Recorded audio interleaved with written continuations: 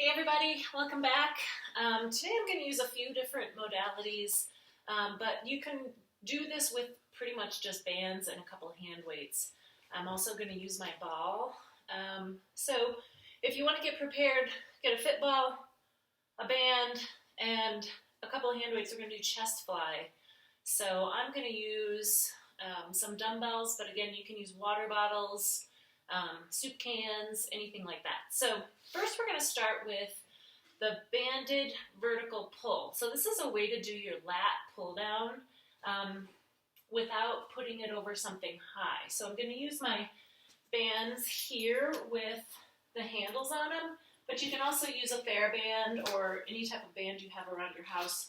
And you're going to loop the band around something about hip height. So just straight out in front of you, like we're going to do a horizontal row or a low row. But what I want you to do is bend over, and you want a nice flat back, and see how I'm sitting my hips back. So sit your hips back, bend your knees a little bit, and tighten that core. So we want a nice flat back. Keep your head in line with your spine, and pull straight back. So you want to keep your ears away from your shoulders, and pull those bands towards your shoulders. Think about pulling your thumbs towards your armpits. Make sure you breathe all the way through. This is a great exercise for posture and your shoulders and your back and your biceps. So the lat pull down, which many times in our gym, we sit and pull a bar down or pull handles down, or you can sit and pull a band down. But this way, we're mimicking the exact same motion, but in a way that you can do it at home. So after you've done about 10 or 12, slowly come up. Great. Okay, now we're going to do some reverse lunges. So a reverse lunge is a great way to do a lunge without, it's sort of a good way to do a beginner lunge because I like to do these because it helps keep your knees and your hips all in line. So I'm going to start from the side. Do this somewhere where you can hang on. Lots of times in my gym we do it at the bar. You can do it at your kitchen counter, right where your sink, a railing, somewhere or just a chair that's sturdy that you can hang on with. But start nice and tall, take a big step back, and then you're just going to drop your hips and your body straight down. So that's one. So I'm going to alternate, and we'll do 10 on each side. So you want to think about that nice big step, keeping your body and your hips straight and just going straight down, and 90-degree angles. So when I'm here, this knee is staying back, my weight is going back, and the weight on this foot is in my heel, not in my toes.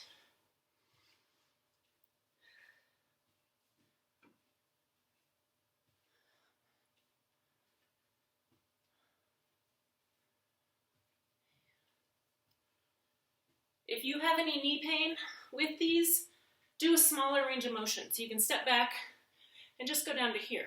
Or if they're really hard for you, do a smaller range of motion and do fewer. Maybe do a set of 5 on each.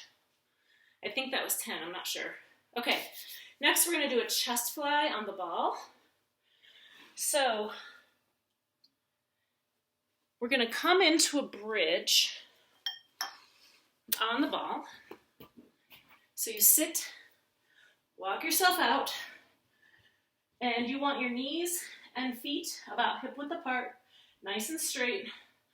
Come out to where your head and shoulders are resting comfortably on that ball, and then think about keeping your hips up. We don't want your hips down here. Keep those hips up so you have a nice straight line from your shoulders to your knees. Push the weights up straight, and then come out until your arms are horizontal with the floor, parallel with the floor. Chest fly. Keep those hips up. If this bothers your shoulders, try bending your arms and doing it like this, bending your elbows. And you can come up like this or bending them like this. Also, if it feels like it's too much once you're out here, grab a lower weight. You can take a little water out of your bottles, or you can, grab a lighter weight of dumbbells.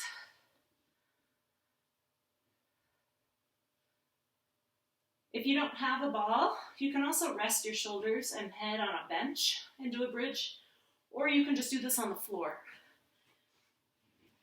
No problem. You still get the same benefit of the chest fly. Okay, next, we're going to do side stepping with a shoulder external rotation. We do this a lot in the gym. I really like it because it's a really great hip stabilizer and shoulder stabilizer for that rotator cuff and for posture.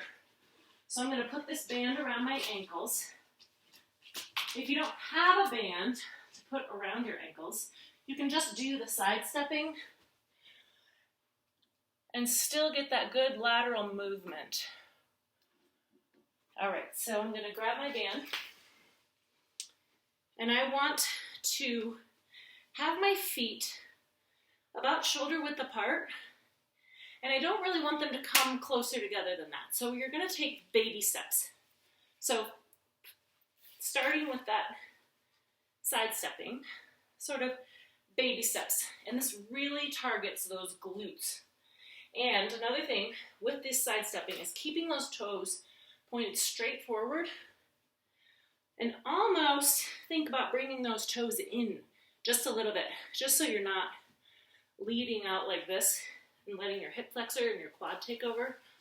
So in just a tiny little bit of a squat, and then we're going to add the shoulder external rotation. So hold the band like you're holding a serving platter, grasp it, and then just pull aside, just pull it apart. It's a small movement. It shouldn't hurt your shoulder. If it does, stop and just do the side to side, side stepping. So keep those arms at a 90-degree angle like you're holding a platter. Grasp that band and just gently pull. It's not a very large movement. You want to keep those elbows stuck in your side. And then you can do them both at the same time. This is not a big movement either way. And I'm keeping those feet hip width, shoulder width apart, a little wider than hip width apart. But I'm not bringing them all the way together each time. So you want to keep that tension and take those baby steps. So we'll go about 10 one way and then go 10 the other way. If you need to rest your arms in between, that's fine. But then go back to that 90-degree platter sort of hold and gently pull apart. Okay, great. Those are really, it's not a very big movement, but they're really good stabilizers for both your hips and your shoulders there. If you have pain with either one of those, don't do, one or the other, and then message me and let me know. I can help you come up with a different one that you can do there. Okay, now we're gonna do, so we just did the outside of your hips, your abductors, abductors. Now we're gonna do your adductors, so the inner thighs. And I'm gonna sit on a ball, but you can do this with a bench. Bring this down just a little. You can sit on anything, chair, bench, even the floor. And I just have it's just like a playground ball here. Sit it between my legs, and I'm gently gonna squeeze. So again, this is not a big movement, but you wanna squeeze it, hold it for about 5 seconds, and then release. This is another great hip stabilizer.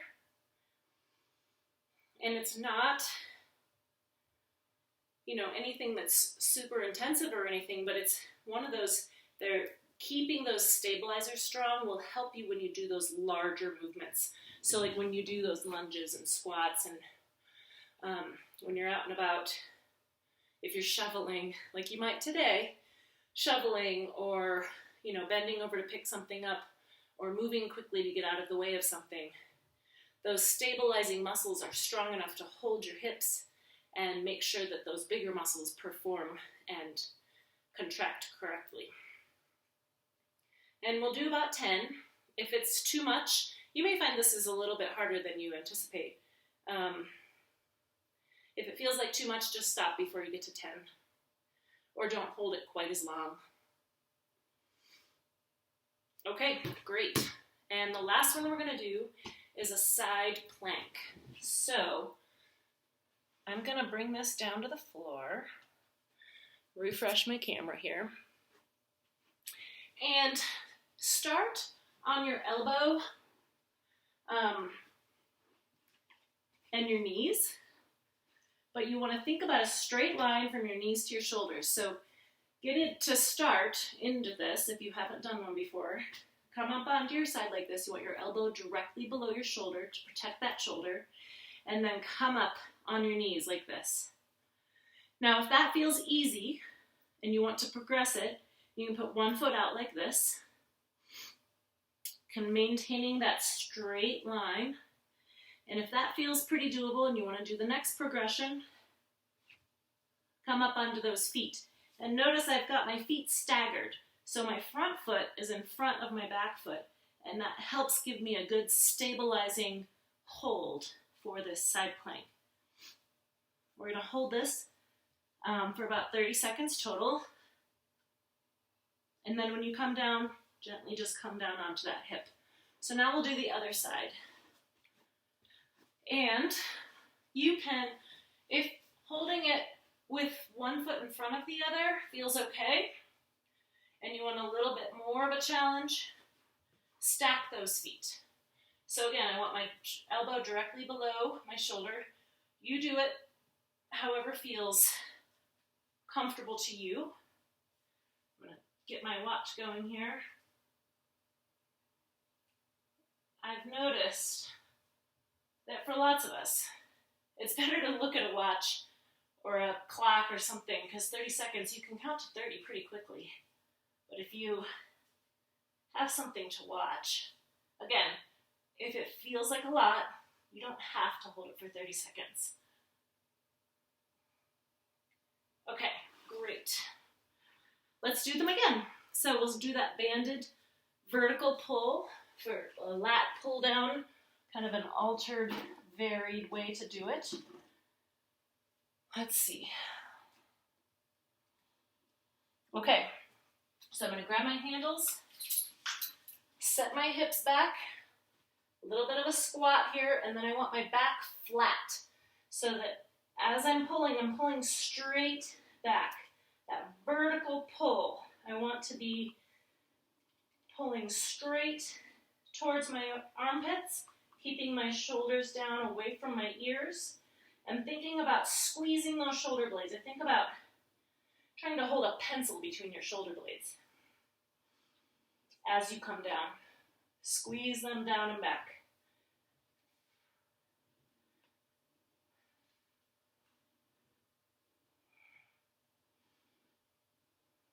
All right, great.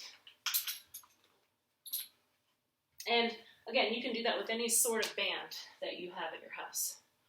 And also, if you don't feel like it's quite hard enough for the bands, you can double them up. If you've got a couple bands laying around, doubling them up makes them harder. You know, do 2 or 3 bands to get that good pull. Okay, reverse lunges. So we're going to step back all the way. You want a good 90-degree bend in that leg. You want to keep your torso up tall, step back, just sit straight down. You don't want to be leaning forward as you lunge. You want to keep that torso and your body straight, nice up and down, good posture, shoulders back.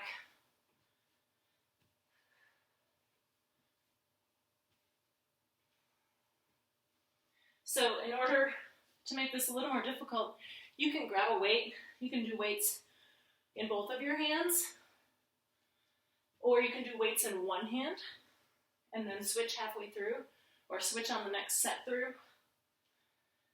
Adding a weight to one hand pulls in a little bit more balance and core so that you have to hold that weight and not let it go over to one side. You're holding that steady, pulling in more core work into this exercise. So if this is the first time you've done something like this, just do the lunges.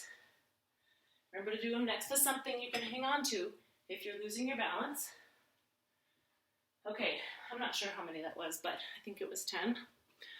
Okay, chest fly on the ball.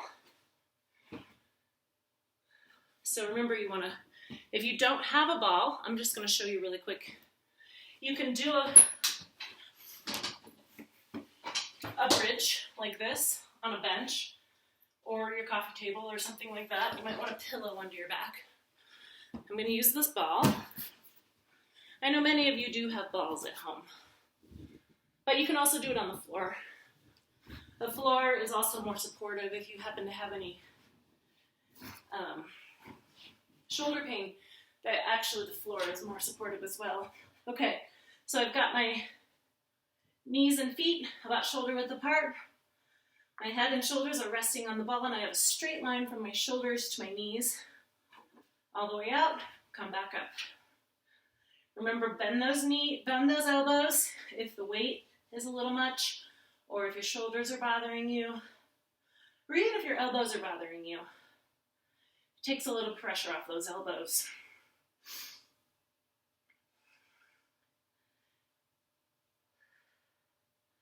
If you don't have anything you can use for this, like I said, you can use water bottles or stuff like that around your house. You can also loop. It takes a little more finesse, but you can loop a band under the ball, or you can even loop it around your shoulders and pull. I'll show that in another video. Okay, great. I like that one because it also, we're kind of doing a lot of hip and glute work today, and doing that bridge adds to that as well. Okay, next we're going to do side stepping with the shoulder external rotation. So you can do one or the other or both. I like to get both of these stabilizing exercises in at the same time.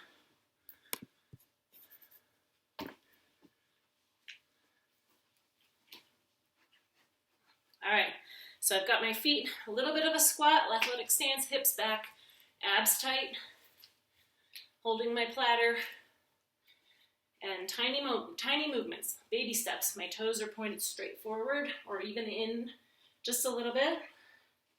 My elbows are glued into my sides. This is a really small movement on both parts of the exercise. And this shoulder external rotation is such a great rotator cuff exercise and shoulder joint stabilizer. There's so many muscles in there that work to stabilize that shoulder, and that one is just so great for that, especially if you do have shoulder pain. A lot of times starting that one to add to that stability can help reduce your shoulder pain. Okay, adductors, ball squeezes. So I'm gonna sit on a ball, but like I said, you can sit on the floor, sit on a chair, do it from the side here. Nice, gentle squeeze, hold it for about 5 seconds. So we're working those hips a lot today. Make sure you do all those stretches following.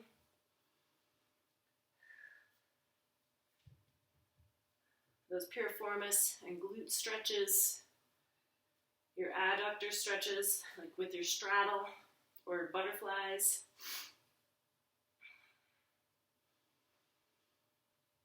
Remember with this one also, especially if you're sitting on a ball, you want to keep that core tight. Keep your back tall, good posture, none of this. Keep those shoulders back.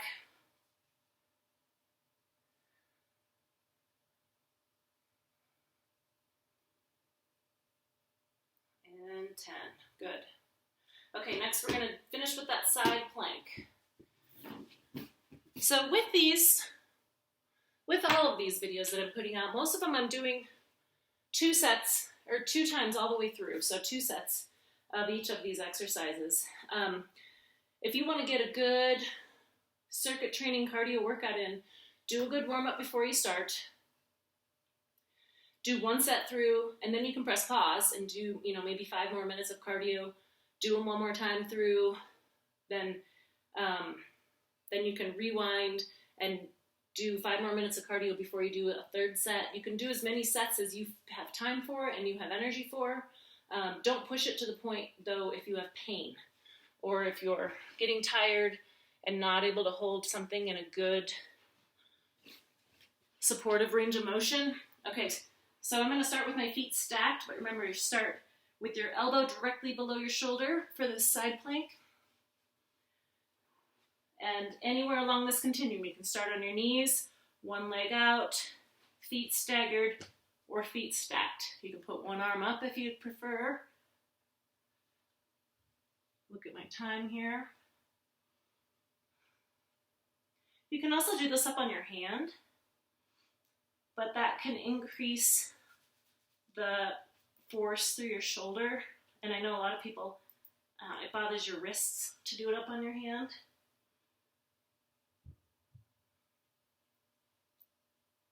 Okay, now we'll switch sides. I'll show you what that looks like up on your hand. And you can also start same way. If you want to try it up on your hand, try it up on those knees. You can progress out. Just make sure that hand is directly below your shoulder so you're not putting that added strain on your shoulder. Wherever you want to hold this, you can stack your feet, or stagger your feet, or then stack your feet. Anywhere along that continuum, you find what's right for you and hold that. Take some nice deep breaths. Keep your head in line with your spine. A lot of times I notice with the side plank, regardless of where you're holding it, people start to kind of roll forward. So think about bringing that shoulder back and keeping those hips back. So you want to keep a nice straight line for that whole time. And if you start to break that, then come out. It's okay. I'd rather have you come out sooner than hold something too long and then end up pulling something or overdoing it. All right, questions? You can leave comments or you can DM me. If you need alternate versions of any of these, private message me. It's totally fine. There's lots of different ways to do these in your pain-free range of motion. All right, thank you, everybody. I'll see you again next time.